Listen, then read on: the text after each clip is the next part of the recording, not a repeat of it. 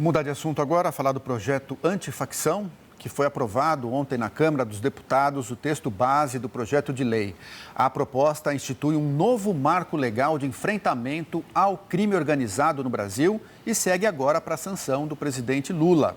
O texto foi analisado no plenário após o relator, deputado Guilherme Derrite, apresentar um novo parecer que incorporou parte das alterações feitas pelo Senado e sugestões consideradas essenciais pelo governo. O presidente da Câmara, Hugo Motta, afirmou mais cedo que houve entendimento entre o executivo e o relator.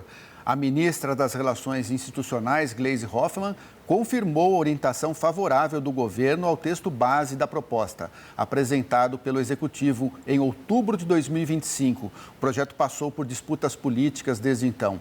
Derrite deixou a Secretaria de Segurança Pública de São Paulo para reassumir o mandato de deputado e conduzir a proposta. Em novembro de 2025, a Casa aprovou a sexta versão do texto. No Senado, sob a relatoria do senador Alessandro Vieira, a proposta sofreu alterações e, por isso, retornou à Câmara antes de ser aprovado. O texto passa a se chamar Lei Raul Jungmann, em homenagem ao ex-ministro da Justiça e Segurança Pública, falecido em janeiro deste ano. Todas essas informações você tem acesso no nosso site, o portal sbtnews.com.br. Exatamente, a gente está até com print da tela dessa reportagem que está disponível lá no nosso site já, no nosso portal de notícias. Uma notícia que saiu, que houve esse desfecho logo no finalzinho mesmo do dia. Câmara aprova projeto de lei antifacção e texto vai à sanção do presidente Lula. A gente vai seguir falando sobre isso, porque o Lúcio já trouxe um panorama sobre como a discussão dessa proposta, que começou a tramitar lá no final do ano passado, em outubro do ano passado, como houve muitos embates, muita polêmica em torno dessa proposta. A Câmara aprovou, sob relatoria do Guilherme Derrite, e aí houve muitas mudanças no texto, mudanças que foram costuradas pela oposição e que desagradaram o governo federal. No Senado, algumas questões foram também alteradas, já atendendo aos interesses, em alguns casos, do governo federal. E aí, por causa dessas mudanças, o texto voltou para a Câmara dos Deputados. Houve um acordo costurado entre o relator Guilherme Derrite, a oposição e o governo, por meio de Wellington César, que é o ministro da Justiça e Segurança Pública.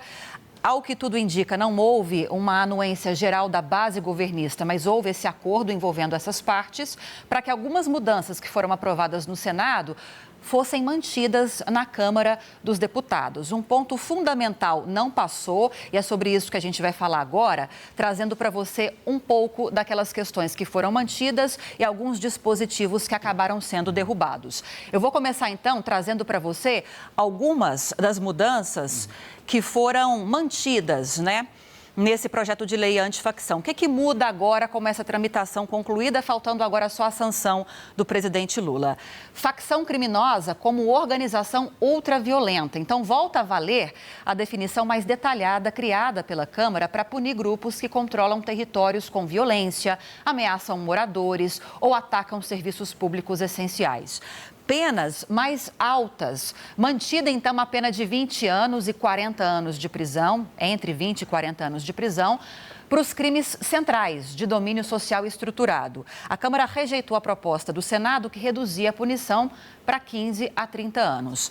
Punição a quem ajuda facções. Permanece, então, aquela punição mais rigorosa para quem auxilia ou financia organizações criminosas, acima do que previa a versão do Senado. Auxílio, reclusão e voto. Mantido, então, o corte do auxílio-reclusão para familiares de líderes de facções. Presos ligados a esses grupos, então, continuam também com restrição ao direito de voto e divisão de bens apreendidos. O texto estabelece um critério fixo para repartir valores e patrimônios confiscados. Em investigações conduzidas conjuntamente por órgãos federais e estaduais, os recursos, então, vão ser divididos igualmente. 50% para a União, 50% para os estados. E essa regra impede a concentração integral dos valores no governo federal. E para fechar essa primeira tela, retirada da tributação de bets, que é esse ponto sensível que eu citei. O texto não foi para o Senado com essa possibilidade.